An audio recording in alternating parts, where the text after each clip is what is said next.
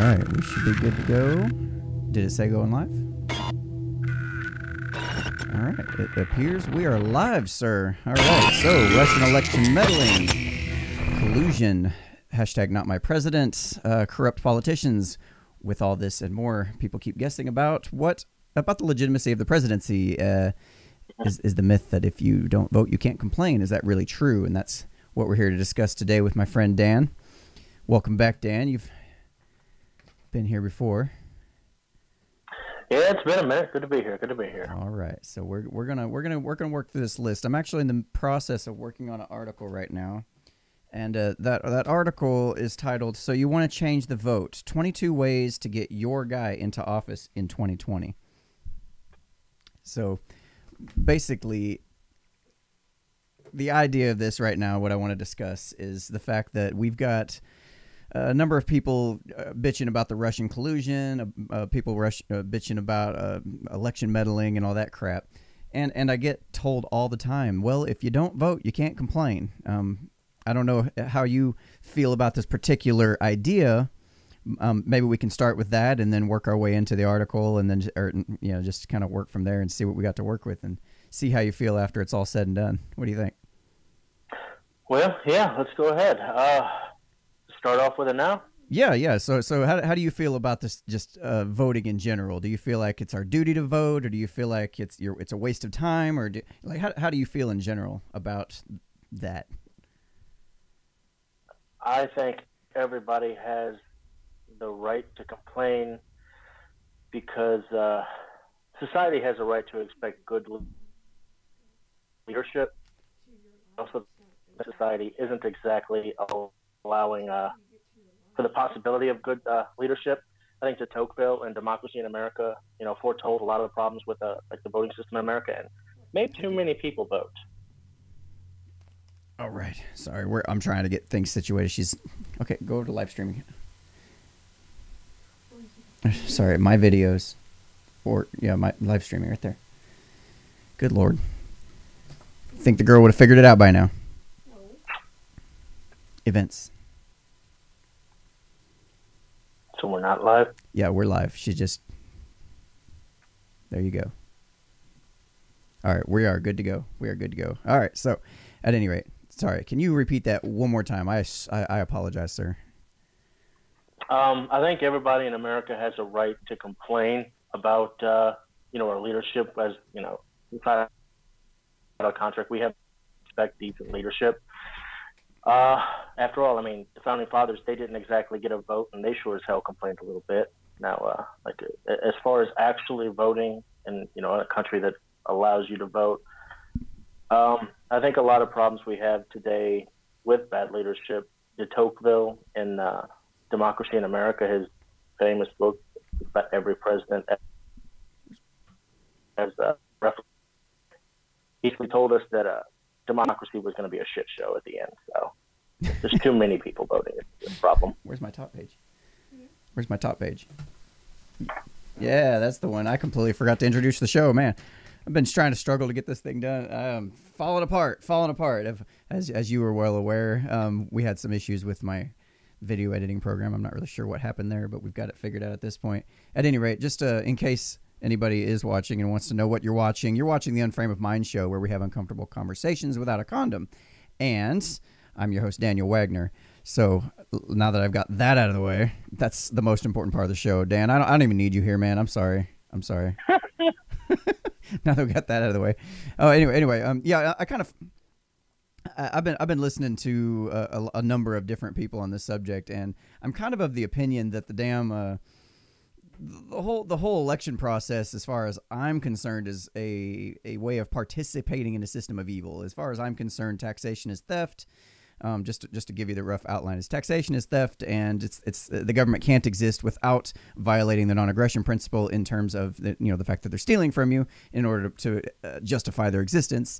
And for me to participate in that system is me kind of implicitly giving my okay, and I don't want to participate in that. So, I'm not going to participate in the heist, whether I'm the guy actually going in the bank stealing the money or if I'm the guy driving the getaway vehicle. If that makes sense. That's kind of... Well, how how small would government have to be for you to deem it worthy to vote in? Worthy to vote in? Well, as long as it's built on a system of corruption and again a violation of the non-aggression principle, I'm going to go with there is no such thing as a good form of government if we go by the basic definition of what a government is and how it's actually funded right now. So there's no system in which you would vote? No. I mean, I would vote in systems where things were voluntary. Sure. I mean, if we had a council of sorts that was that we actually did have a vote on, and it was actually something that I funded with my own money voluntarily, and something that I could then, if I disagree with the direction they're going, withdraw my funding for that institution, then that would be much more ideal. You know, like the board of directors for a company, if you will. You know, something to that measure, which I can signal my disapproval by removing my stock or my version of funding for that corporation or company. That's kind of where I'm just looking for voluntary versus involuntary at this point. Does that make sense? I mean, the system you're looking for, though, we didn't even have that like 1789. So, like even back then, the federal government was still able to levy taxes of some sort. So. Right. And yeah, I mean, I get it. That's actually kind of a whole nother subject because that goes into the anarchist views that I have. But I want as much as I want to go down that road and talk about it, I want to try to keep this on topic of voting itself. So let's just look at the fact it is here. We do have this system where the idea is if you vote, you get your guy in office if enough people agree with you, and there you go. I mean, that's kind of the basic nuts and bolts of it. Would you agree with that? Yeah. So let's begin with number one of ways to change the vote in order to get your... See, we keep hearing so much about the Russian meddling, and like I was saying at the beginning of the show, all these different things that people are so pissed off about.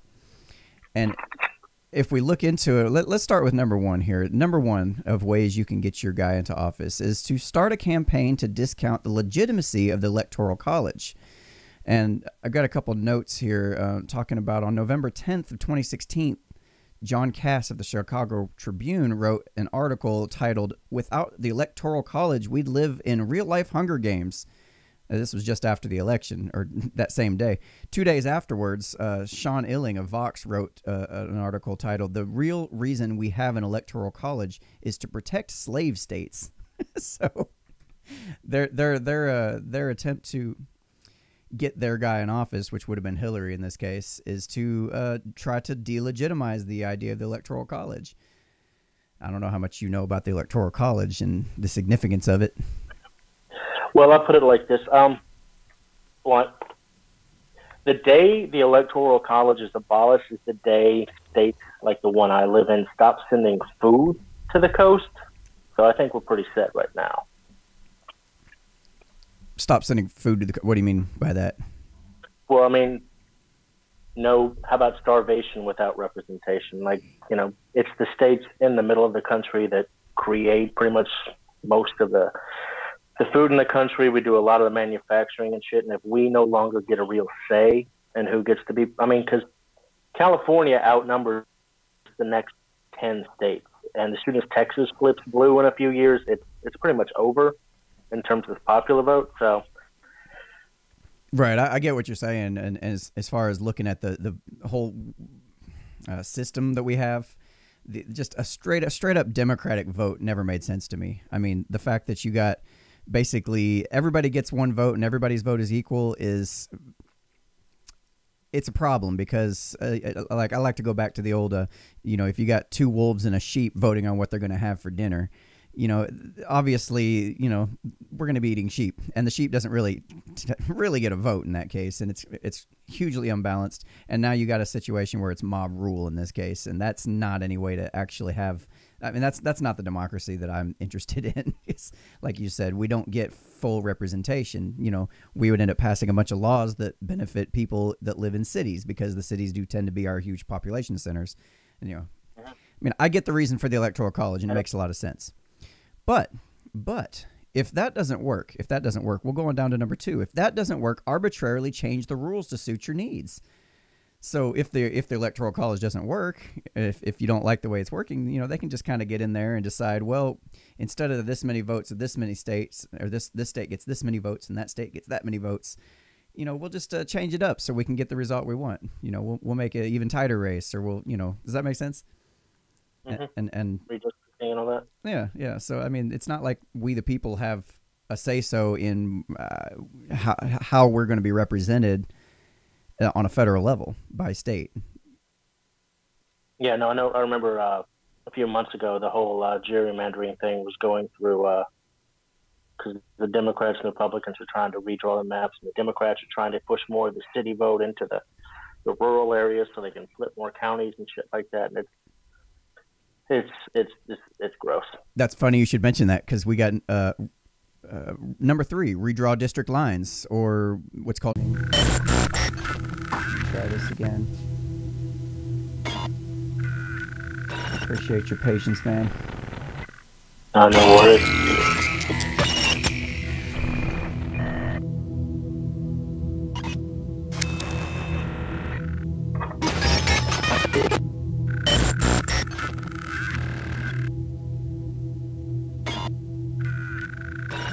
It's taken every bit of 15 minutes to get us back up and running.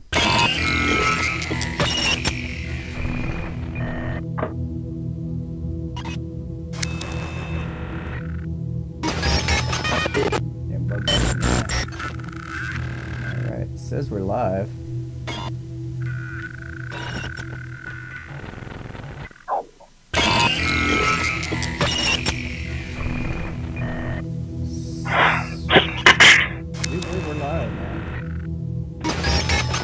It says we're live. We're back live. All right. I think we got it back up and running now. I think we're good to go. You're gonna have to edit out that like 15 minutes out of the screen. Yeah, I'll probably have to cut it down and re-upload it. No huge deal. Okay. So here we go. And make sure I got it on the right screen here. Bring this up, and I think we're good to go. Haley, we're good to go. We're back up and running. Oh, except for my Photoshop. There it goes. There it goes. All right. Oh, shoot. You really can't hit none of these buttons on here, can you? That's really frustrating. Unless you're not on another screen. I gotta find some other way to do that. We'll figure it out. Dang it. Alright. Frustrating. But once I figure out how to get my shit back up and running, that would be great. And how to get it to stop freezing on me and messing up. What is going on? Yeah, it may look like you're all over the place, but that's my Skype cam. No worries. Okay. Appreciate y'all's patience as we get everything back up and running here. And we'll try this again. Got one guy watching. Yes, it's probably me. All right. So anyway, where were we? We were at number 3 because you had mentioned redistricting and gerrymandering. So number 3, redraw district lines to get the results you want. And now with this image I was going to show you right before we shut down in tab 1 here, it just basically shows how the gerrymandering process. Yeah. Okay. It just shows how the gerrymandering process comes about. So basically, if anybody's not familiar with how gerrymandering works, you're able to take the exact same amount of voters and draw these arbitrary lines throughout the district to try to get the vote on your side. I mean, this one here, if you look at the middle one, you've got 5 districts that win blue by the vote, and then if you gerrymander it and kind of work up some kind of Tetris looking lines through the whole thing, you got 5 districts still. Except 3 districts end up voting red, 2 districts end up voting blue, and then therefore red wins the district. Both sides do this. This is not unique to just the Republicans by any stretch of the imagination. But that's another way that they're working to control the vote in the way they want it to be. In case you're wondering if your vote really mattered for something. That's what we got. All right. So what do you? Yeah, you mentioned that one. So I guess we'll go on to the next one here. If this is probably one of my favorites here is the hacking of the voting machines. I don't know if you saw this video recently about. No. We'll get to that later. This is actually of a lady who. Yeah. So I'll show you this. She actually shows us how we can hack into these machines and get full administrative access in a matter of under 2 minutes. Let me play this one here for you. Full screen. Just as an FYI, I can't see whatever you've been showing. Oh, you can't see it? Oops. All right, well, you'll be able to hear it. This is Dapu7. I want to share with you first. Minute 20 from 24 seconds. It shows right here in your notes. 24 seconds. I'm very concerned for our upcoming election because this voting machine is used in 18 different states, and it's extremely easy to get admin access on this machine. So let me show you how quick it is. It's about a little under 2 minutes. All they have to do, this bad actor, would be to open up this machine by pressing this button right here. When it's off, removing the card reader, removing this, you don't need any tools to do this. Unplugging this, again, you don't need any tools to do this. Turning it on, all you have to do is pick this lock here with a ballpoint pen. Open this up, press the red button, and we're gonna let it boot up here, and then I'll show you the admin access.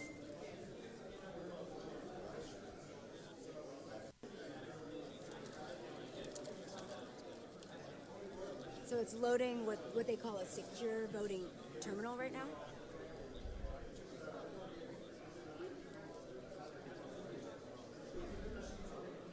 So it's just showing her waiting on the screen to go through its processes right now, like a booting process. And here we're going to see a couple of error messages, and all you have to do to bypass those error messages is just click cancel and OK. And now I have full admin access. Ta-da! Under 2 minutes. That was like a minute and a half. I'm very concerned for. It was like a minute and a half. She broke into that shit. Like, that's insane. And that was the voting machines that are being used, I believe they said, in about 18 states right now. And you can hack into them that easy if you know what you're doing. All you need is a little ballpoint pen to pick the lock on the side. Like, are you freaking serious right now? At any rate. What do you think about that? Feel comfortable about your vote yet? Still with me, Dan? Yeah, I hear you. I can't see whatever you're showing. Oh yeah, the audio was an important part. I try to do this show so that people hear the audio either. Oh, you didn't hear the audio either. Oh, that's a new problem I'm just now experiencing. Crap, we're gonna have to figure out a way to loop that audio in through for the guest too. I think we can do that, but I'll troubleshoot that later. Can you make a note of that on the notes, please?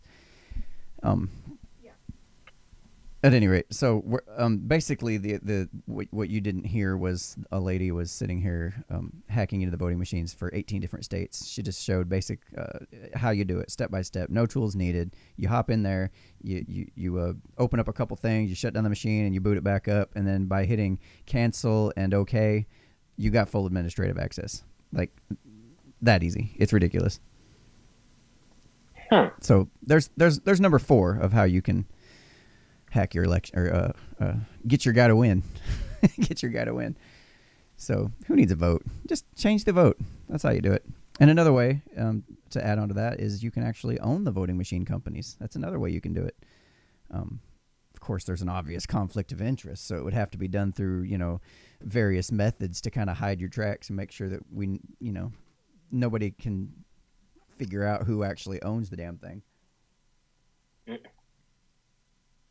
But I mean, what do we really know about the people that run the companies that make the voting machines themselves. They're all electronic in this case. I mean, a lot of people feel like we should go back to paper ballot just for that very reason, because it's a lot more difficult to fake that. I don't know how you feel about that particular proposition, but seems like with today everybody hacking into every damn thing. Yeah, I'm not turn the sound down on this. Nobody. Okay. Yeah. I don't know. It's got to be linked to something like a social security number or a phone. I don't know, but it's not pretty the way it's going. Right. I've actually heard about a lot of people talking about the idea of putting voting on the blockchain. And a matter of fact, there have been a couple countries that I've talked about in past shows that have actually done this. They've tied everybody's identity to a blockchain vote, so that way you know that person voted, that is their vote, and it's immutable. Nobody can change it. Nobody can go back in after the fact and just kind of rig the numbers and change things around however they feel like it. It's pretty cool. I feel like that's the way to go. I don't think fully democratic, one vote, one person is the way to go, but at least that's a step in the right direction for making sure that people who do vote are counted properly. If that makes any sense. Yeah. I don't know the tech yet, so. Yeah, it's pretty fascinating. If you have not learned about cryptocurrency or the blockchain technology, man, it's definitely worth looking into. I really feel like that's going to be the future of a lot of things, including prevention of voter fraud like this. So as we move on down our list to number 6, another way you can get your guy into office in 2020 is to manipulate and short circuit people's reward systems by making promises you know damn well you have no intention to keep. I mean, we're pretty well familiar with that. I mean, you and I sit here and watch these politicians hop on the stage. They got their pretty fancy suit on. Their hair's all done nice, minus Donald Trump, of course. And then they make all these promises that, like, anybody who has any sense are standing here going, yeah, bullshit. You can't. No. I promised free phones for everyone. Was that Obama? The Obama phone thing back in the day? Yeah, I'm pretty sure he actually gave phones away, but they probably weren't iPhones. Yeah, so I did come up with a few examples, just to remind people. Like, for example, you got Obama. He promised everybody that with this new healthcare plan, you can keep your doctor. That turned out not to be true. He promised transparency for whistleblowers. That turned out to be the exact opposite of what he said. Promised to make college affordable for all Americans. Now Americans are farther in school debt than ever before, and it's non-bankruptable. Fantastic job. And now a few examples from Trump. And I understand it's still too soon to tell. He's only a little over a year in office, but one of the things he did promise, he was going to stop the AT&T Time Warner merger. He was going to declare China a currency manipulator and cut the number of tax brackets.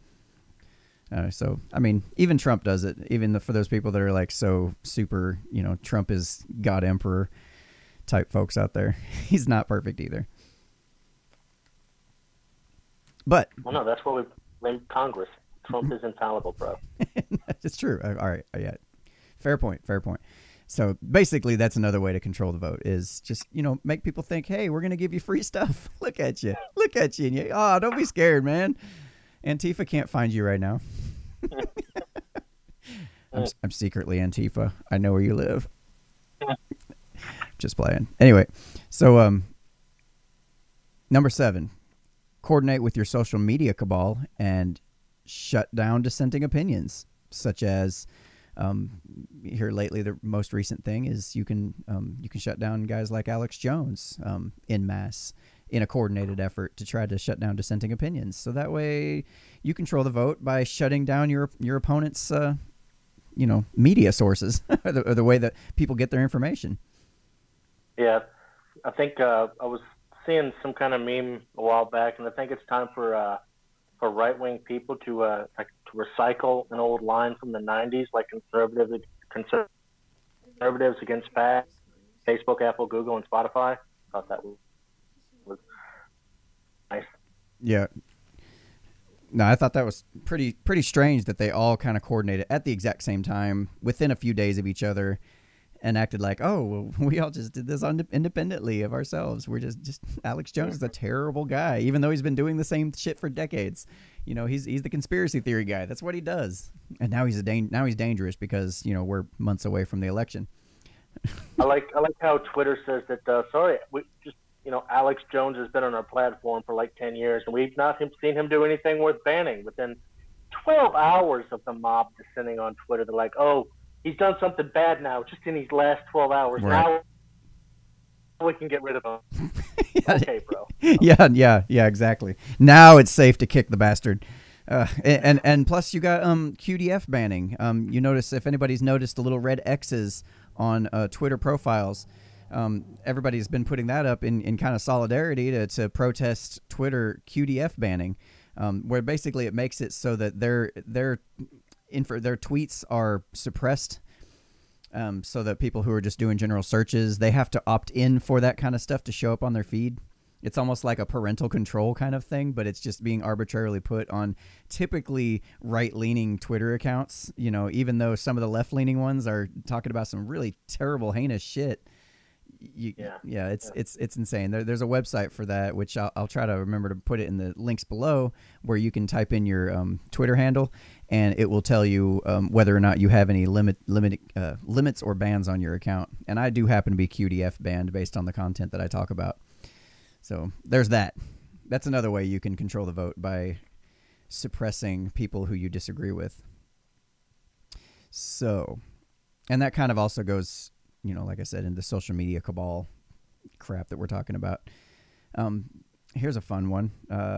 You can intimidate people at the polls. Since you can't hear it right now, you can probably click over to the video and watch this video. But basically, it's a video where, it's a video where the Black Panthers are standing outside of a polling office and intimidating folks. Did you get it? It's frustrating. I'm sorry. We'll get this figured out too. Dude, you got my back? Yeah. I apologize, folks. This is a new format we're trying to work out. Hi, I'm here at 1221 Fairmount in Philadelphia, and there's a guy with a billy club right here. So, do we have any problems here, or what's going on? Everything okay? Everything's fine. I'm just making sure. Why y'all taking 1220 Fairmount? I'm here. I'm just a media guy, and that's all I'm doing. I'm with the University of Pennsylvania. No, who are you with? Sorry.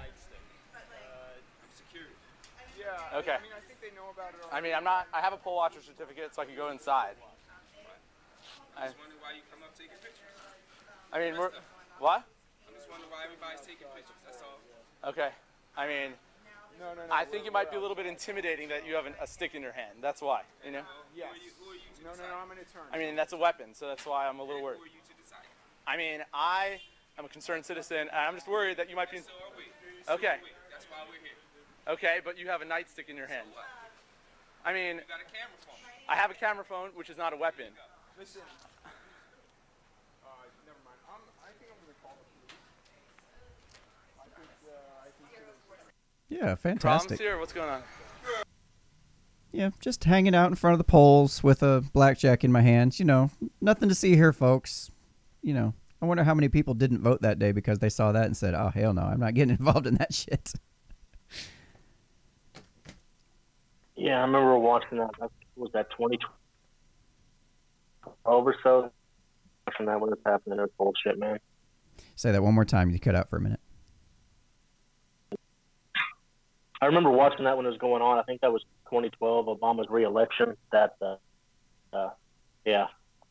Yeah, that was a few years back, that particular one. I think that was 2009 or something around there.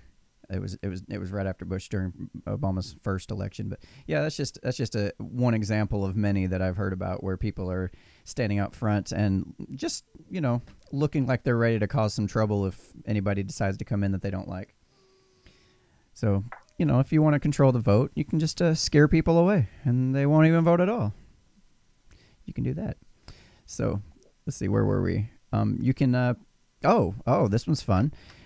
You can try to dissuade people from voting by pretending that your candidate has basically already won the thing. Might as well not even try to vote, you know.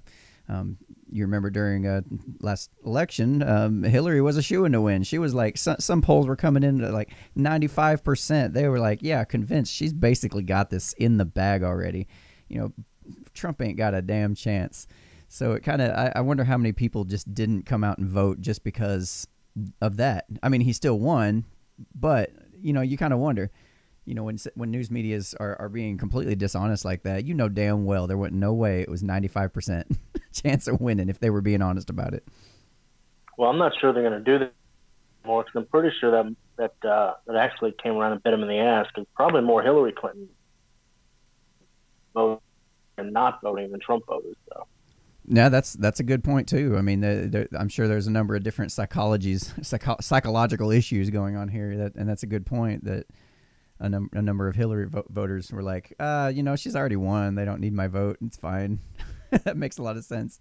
So maybe that one's not as strong as the other ones. We'll probably move that one down a few levels as far as, you know, the severity of the voter manipulation.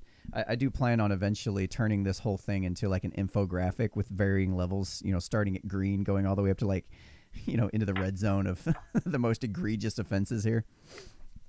So well, actually, now that you're saying something, to persuade the voters, the October surprise is always a good way the Democrats use it to do Republican turnout. So there you go.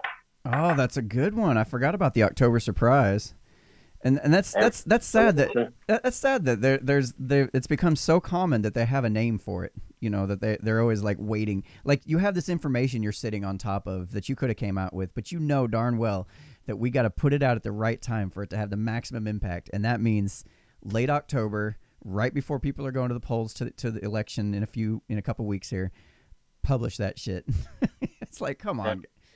That's when the Mueller probe will end, man. And he's not going to say anything illegal. Yankee shit. So. Oh, you're predicting the Mueller probe will end in the end of October? Oh, that's going to be, yeah, that'll be the October surprise. Oh, interesting. 100%. I'm gonna not much of a surprise. Not much of a surprise. Like anybody that's paying attention is like, oh yeah, whatever. At any rate, I wrote that one down. I'm gonna add it to the list. That's a good one. So now we have 23 ways. And if anybody is watching and can come up with more of them, please let me know, because I would love to get this the most complete list of voter manipulation I could possibly come up with. I haven't seen a full list like this. So we mentioned this one earlier. Number 10 is to have a weak security on your election results website and then have an 11-year-old girl hack into it. Like, that's one way to manipulate the vote. That's a fun one. So I got a quick video I want to play of this, of the news story from Reuters that talks about this. And you can go ahead and play whenever you like, ma'am.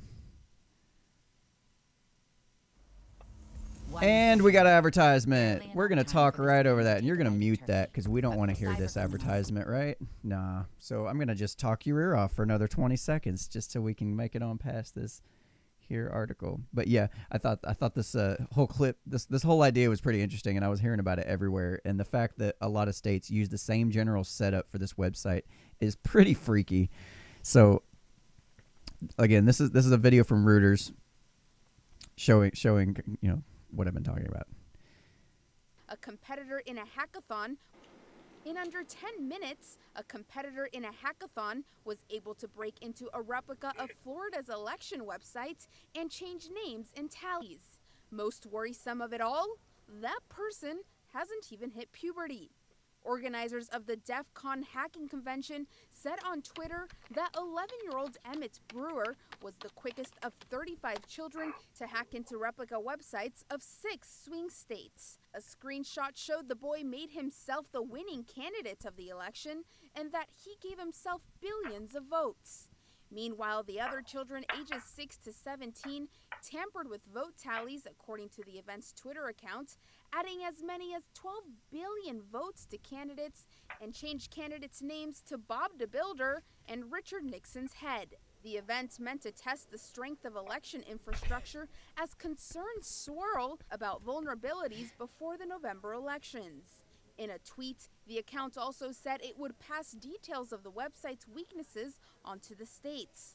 But defending its infrastructure, the body responsible for tallying votes in the U.S. said while it welcomed the convention's efforts, the actual systems used by the states would have additional protections. Right on. There you go. So I'm thinking that's actually fake news because I, in fact, did vote for Bob the Builder in that election. So they're making that shit up. Weren't you there? Weren't you one of the like 1.3 billion voters that participated in that election? Pretty sure. You still with me? Oh, you're breaking up a little for me. You're breaking up a little for me. Okay, I got you. So, are we all better now? Okay, cool. All right, so that was fun. Yeah, you mentioned that one earlier. I figured you'd heard about that.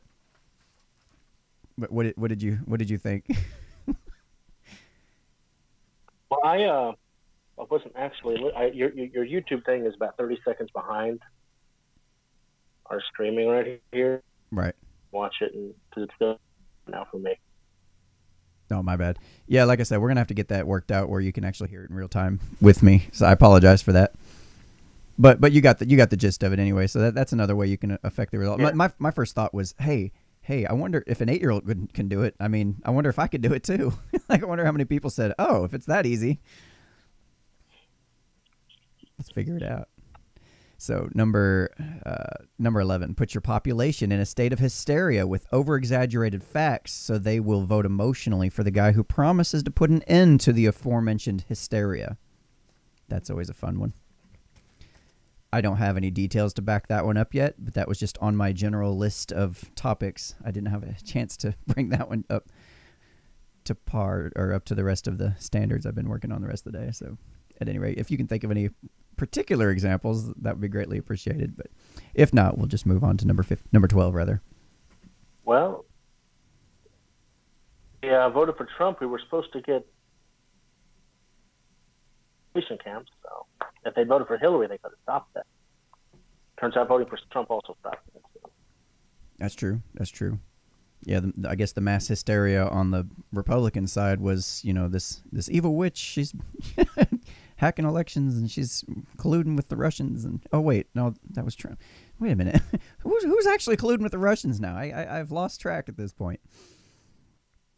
Well, Hillary Clinton hired a foreign spy to go to Russia to gather information and then funnel it back through a media company. So, yeah, it's a tangled web we weave. Yeah, I know. It's so difficult to keep up with. At any rate, let's move on to number 12.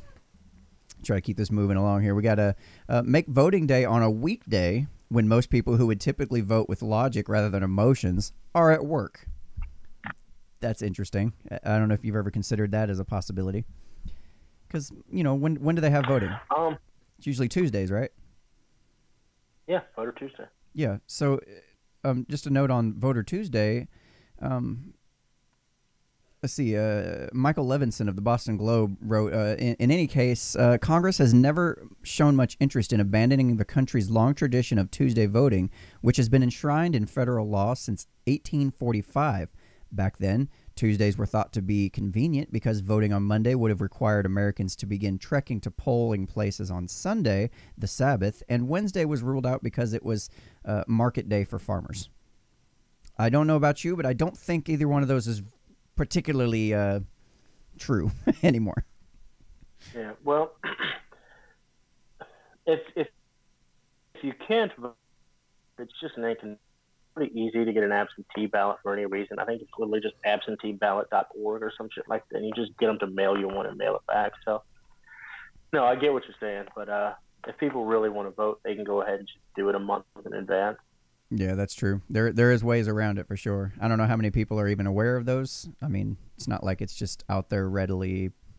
People aren't like saying, hey, by the way, if you can't vote on Tuesday, I don't know. Maybe that's another one that needs to be low on the level of. But there was a. Yeah, and like early voting here was like 3 weeks long, like last month. So, like you could just go and vote anytime.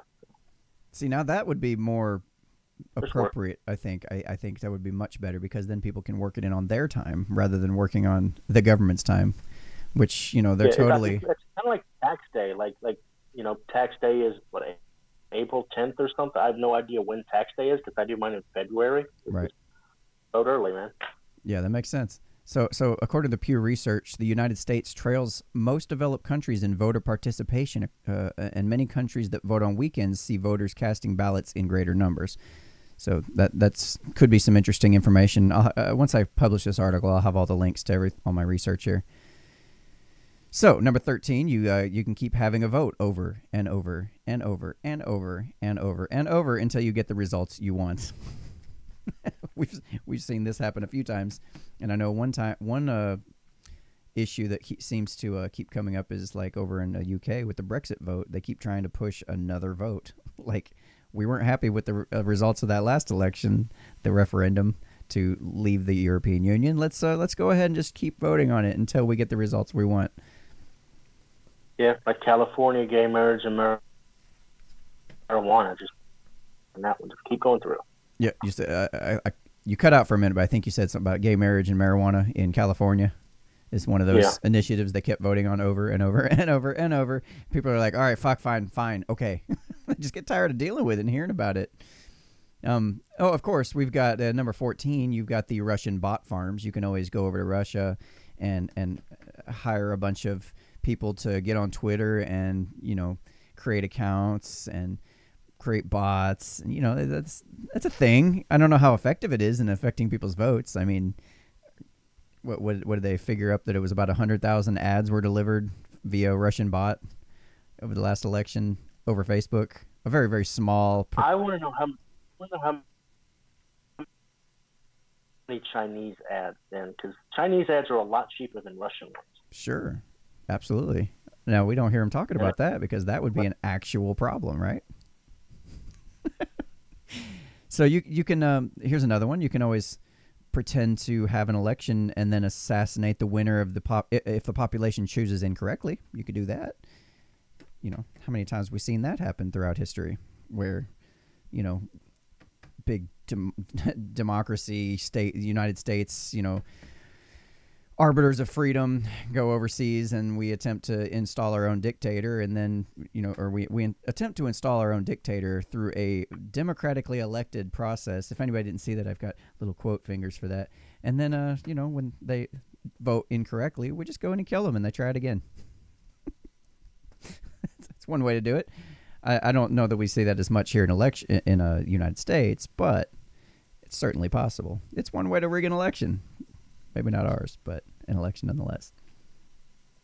Again, if you want to throw something in, by all means, jump on in. I'm just going to keep on.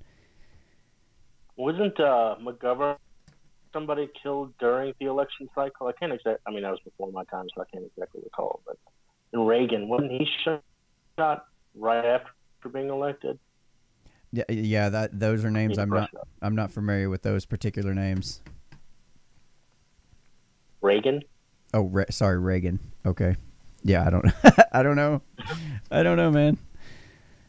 There's word on the street is possibility that Kennedy was one of those examples because he was trying to do some shit that the deep state didn't want done. Yeah. Just saying. FBI's always been crooked. Yeah, do your homework, kids. All right, and up here on tab 6, number 16. You can buy the media companies who will never criticize you. That's another one. Pay attention, Chica. She's falling asleep on me. Tab 6. So this is from AIM.org. They said, consider the words of Richard Grenell, a political consultant who, in an appearance on Fox News, noted that top networks ABC, CBS, and CNN have intimate family ties to the administration. CBS News President David Rhodes and ABC News President Ben Sherwood, both of them have siblings that not only work at the White House, that not only work for President Obama, but they work at the NSC on foreign policy issues directly related to Benghazi.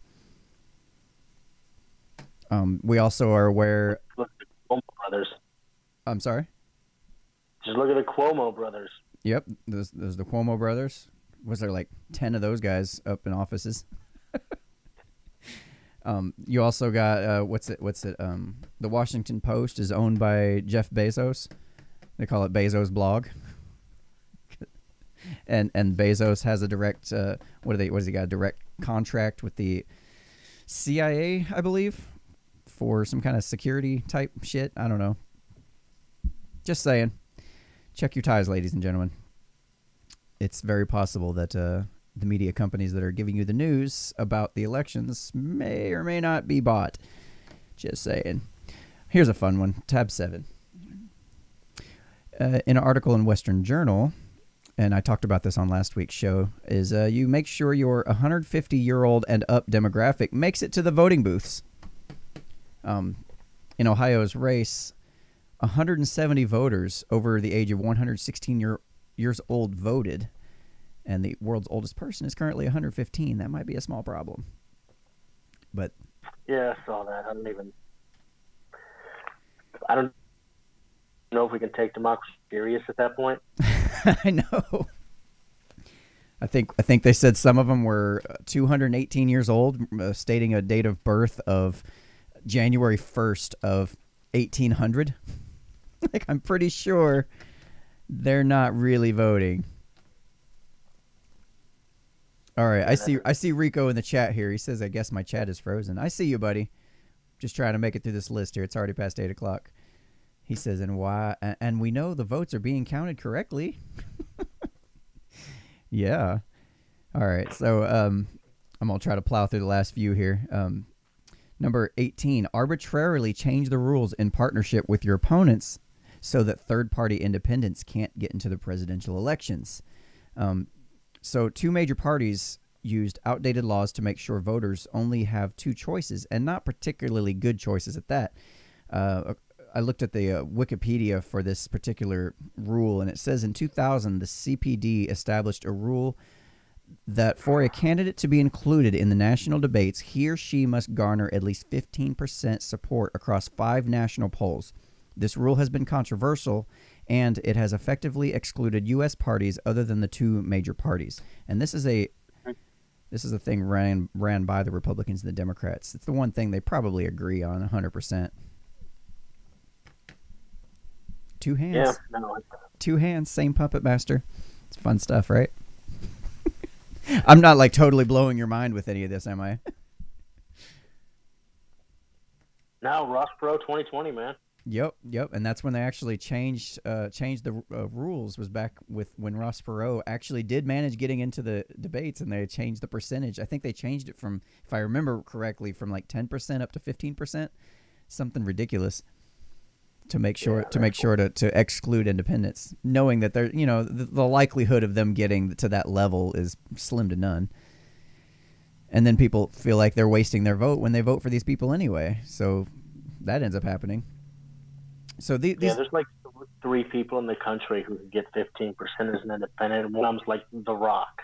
So right. The mystery link. Bring up the animal crackers. Removing the cage. Animal crackers. Yes, animal crackers. Remove from box. You'll find it. Anyway, the next few kind of go together. Number 19, you claim that it's racist to require voter ID so that you can get the undocumented vote. And number 20, on the other hand, make it nearly impossible to register to vote. Just different parties playing different sides of that equation for sure. And number 21, you make the lines really, really, really, really long so that not everybody has a chance to get in and vote. You have the vote on one day, you cram everybody in, you don't have enough voting locations, and then you make sure that the lines are real long. PETA. Mm-hmm. So, at any rate, let's see. You haven't lost you yet, have I? No, you're good. All right. So, number 22, and this is the final one that I've got, is you start early. You indoctrinate them kids into believing that if you don't vote, you can't complain. That's all. That's all I got. Dude, people got really mad at me because I didn't vote. And then I said, yeah, if you don't vote, you can still complain. You're not required to vote. Matter of fact, people who don't vote, it's kind of a form of protest against the whole system, and that's actually built into the whole system. Some countries require you to vote. It's fantastic that ours doesn't. So if you don't have anything else to No, we're good. say, if you don't have anything else to add, we're gonna go ahead and move on to the mystery link and wrap this thing up. You can't see it. Yeah, he can see it. He'll see it on his screen when we bring it up. Well, fine. Bring it up. Bring it up on the screen. I won't look, and the audience will get to see it like 30 seconds before us. But anyway. Yeah, tell me when. Tell me when. I'm not looking at you. Well, oh, hey. Oh, you're showing me on the screen. Okay, so that's cool. So I can watch my own live show and see when it happens. Anyway, so yeah, Dan, I do appreciate you hopping in and joining me for the show. I know it was really short notice, and I really appreciate it. I had actually 3 cancellations up to the point that this started. So thank you for that. No worries, bro. Otherwise, I'd have just been sitting here talking to myself, which I probably need to do that sometime just to get some practice in. I don't want to subject you guys to that during a live stream. At any rate, so here's the mystery link of the week. Animal crackers have been caged for 116 years. Pressure on Nabisco helped free them. What the hell? Why? Oh, dear. Okay. So after more than a century of imprisonment, let me get my glasses on for this so I can actually read it. Barnum's cracker creatures are roaming free until they meet their mushy demise in the mouths of children anyway. After pressure from people for the ethical treatment of animals, it would be PETA, wouldn't it? Nabisco has rolled out a redesign of its Barnum's Animal Crackers box, which takes its name from the famed circus. Let's see. Okay, so we've taken the bars off of the damn. What the hell? This is retarded. Yeah, the funny thing is this was also the mystery topic on the 5 earlier.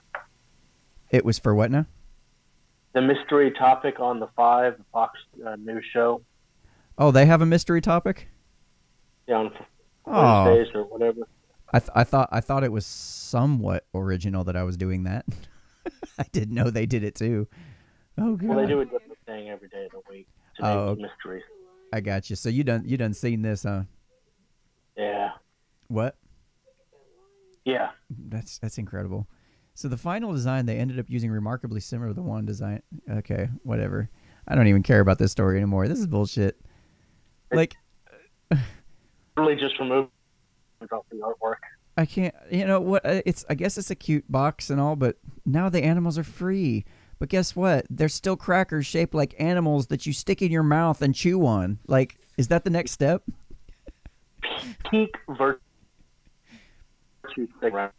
Peak virtue signaling. Yeah. Or imaginary. It's terrible. It's terrible. At any rate, well, I'm going to go ahead and cut this one off for the night, and I appreciate you for joining me again. And if anybody wants to be a guest on the show to, tell me I'm full of shit, you're more than welcome to. Just head on over to unframeofmind.com/guest and fill out the form and let me know what you want to talk about. I'll be glad to have you on in the future. And I guess that's about all we have here today, folks. Peace out.